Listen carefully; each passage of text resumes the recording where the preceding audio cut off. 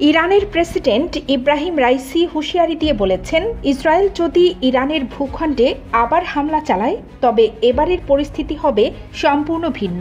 ইহুদিবাদী শাসক গোষ্ঠীর কিছুই অবশিষ্ট থাকবে না বলে তিনি জানান। ইসরায়েলে 14 এপ্রিলের ড্রোন ও ক্ষেপণাস্ত্র হামলার কথা স্মরণ করে গতকাল পাকিস্তানের লাহোরের গভর্নমেন্ট কলেজ ইউনিভার্সিটির ছাত্র ও শিক্ষকদের উদ্দেশ্যে রাইসি বলেন, সিরিয়ায় ইরানি কনসুলেটে হামলার জন্য ইরান ইসরায়েলকে শাস্তি দিয়েছে। সেই হামলায় কনসুলেট 2 উচ্চপদস্থ কমান্ডার সহ অন্তত 7 ইরানি সামরিক উপদেষ্টা নিহত হন, যার জন্য তেহরান তেল আবিবকে দায়ী করেছে।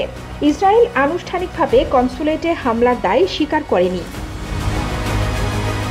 শুক্রবার ইরানের কেন্দ্রীয় শহর ইস্পাহানে একটি সামরিক ঘাঁটিতে ড্রোন হামলা চালায় ইসরায়েল, তবে সেই হামলা ব্যর্থ হয়েছে বলে ইরানি কর্তৃপক্ষ দাবি করে।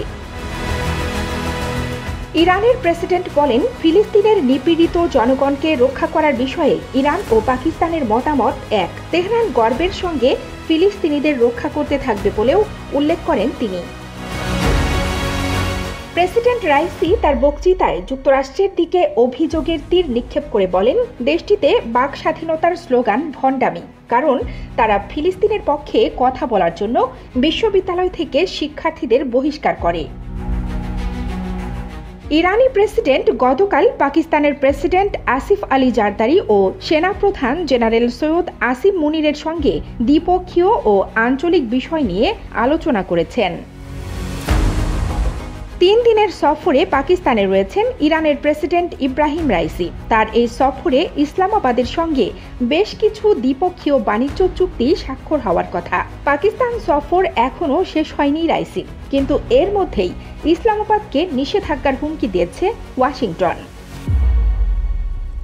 যুক্তরাষ্ট্রের পররাষ্ট্র মন্ত্রণালয়ের এক মুখপাত্র বলেছেন, কেউ যদি ইরানের সঙ্গে কোনো প্রকার বাণিজ্য চুক্তি করতে আগ্রহী হয়, সেক্ষেত্রে এ সম্পর্কিত কোনো পদক্ষেপ নেওয়ার আগে সম্ভাব্য নিষেধাজ্ঞার ঝুঁকি সম্পর্কে সচেতন থাকার পরামর্শ দেওয়া হচ্ছে। কানিজ ফাতেমা, নিপা, খবর সংযোগ।